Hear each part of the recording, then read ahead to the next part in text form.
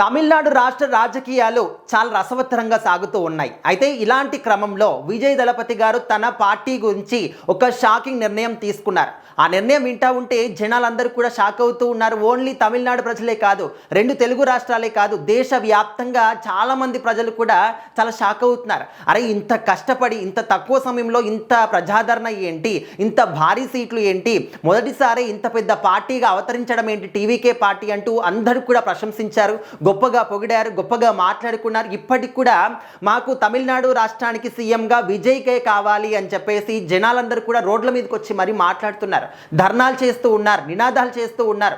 అయినప్పటికీ కూడా గవర్నర్ గారు మాత్రం ఒక షరతు విధించారు. నీకు కావాల్సిన సీట్లు 118 సీట్లతోని రానువు, అప్పుడే నీకు అధికారికంగా సీఎం అవ్వడానికి ప్రమాణ స్వీకారం చేయడానికి ఆమోదిస్తాము అని చెప్పేసి ఆయన చెప్పారు. కానీ శతవిధాలుగా ప్రయత్నాలు చేసినప్పటికీ కూడా విజయ్ గారితో రావడానికి ఎవరు కూడా సిద్ధంగా లేరు.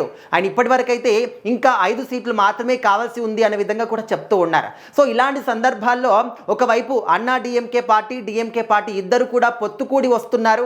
వాళ్ళిద్దరు ప్రభుత్వాన్ని ఫామ్ చేస్తారు, వాళ్ళకి గవర్నర్ గారు వాళ్ళకే ఫేవర్గా ఉండబోతున్నారనే వార్త చాలా చర్చనీయాంశంగా మారిపోయింది. సో అలాంటి తరుణంలో ఈ యొక్క న్యూస్ విన్న తర్వాత విజయ్ గారు ఒక ప్రకటన చేశారు.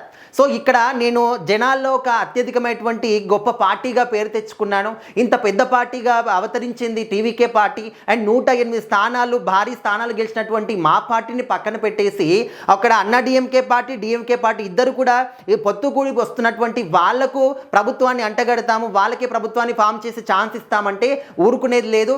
మా పార్టీలో ఉన్నటువంటి 107 మంది ఎమ్మెల్యేలు అందరూ కూడా రాజీనామా చేస్తారు, ఇది రాసి పెట్టుకోండి అనే విధంగా ప్రకటన చేశారు విజయ్ గారు. సో ఇది విన్న తర్వాత అక్కడ ఉన్నటువంటి గవర్నర్ గారు షాక్ అయిపోయారు అనమాట. ఇదేంటి ఇంత పెద్ద షాక్ ఇచ్చాడు అని చెప్పేసి. సో ఒకేసారి 107 మంది ఎమ్మెల్యేలు రాజీనామా చేస్తే ఇంకా ప్రభుత్వం మొత్తానికి కుప్పకూలినట్టే, ఇంకా అక్కడ ప్రభుత్వం ఫామ్ చేయడానికి ఛాన్స్ ఎక్కడ, వీళ్ళు ఏం చేస్తారు, వాళ్ళు ఏం చేస్తారు, జనాలు కంప్లీట్గా మొత్తం వ్యతిరేకం అయిపోతారు, ప్రభుత్వాన్ని మొత్తాన్ని కూల్చేస్తారనే విధంగా గవర్నర్ గారు అభిప్రాయపడుతూ ఉన్నారు. సో మరి ఒక వైపు చూసుకుంటా ఉంటే విజయ్ గారు తను జనాలు ఆల్రెడీ వాళ్ళ యొక్క నిర్ణయాన్ని చెప్పేశారు, మాకు విజయ్ సీఎం కావాలి అని చెప్పేసి. వాళ్ళ యొక్క ఓటింగ్తోనే అతిపెద్ద పార్టీగా పార్టీ నిలబెట్టారు, 108 స్థానాల్లో గెలిపించారు. సో అప్పుడు జనాలు ఏకపక్షంగా మాకు విజయ్ సీఎం కావాలని చెప్పేసి వాళ్ళ నిర్ణయాన్ని చెప్పేశారు. సో ఆ నిర్ణయాన్ని ఇంకా ఈ ప్రభుత్వం అంటే గవర్నర్ గారు నిర్ణయాన్ని తీసుకోకపోతే ఎట్లా, జనాల యొక్క నిర్ణయాన్ని గౌరవించకపోతే ఎలా అని చెప్పేసి వాళ్ళు కూడా మండిపడుతూ ఉన్నారు.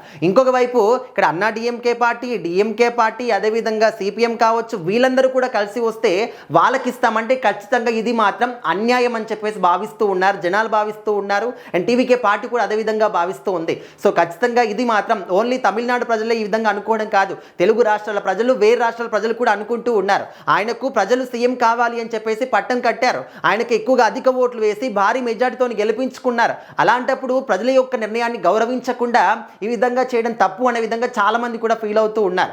మరి చూడాలి అసలు తమిళనాడులో ఈ రాజకీయాలు ఎటు మలుపు తిరుగుతున్నాయి ఏంటి, ఎవరికి ప్రభుత్వం ఫామ్ చేసి ఛాన్స్ వస్తుంది, ఇంకా ఎవరికి కూడా సరిపడా సీట్లు మాత్రం లేవు, 118 సీట్లు మాత్రం వచ్చే ఛాన్స్ ఎక్కడ కూడా కనిపించట్లేదు. ఎవ్వరు కూడా వేరే వాళ్ళ దగ్గరికి వెళ్ళడానికి ససేమీరా ఒప్పుకోవట్లేదు. మరి అక్కడ గవర్నమెంట్ పరిస్థితి ఏంటి కూడా అర్థం కావట్లేదు. మరి రాష్ట్రపతి పాలన వస్తుందా ఏంటి అనేది అర్థం కాని పరిస్థితి.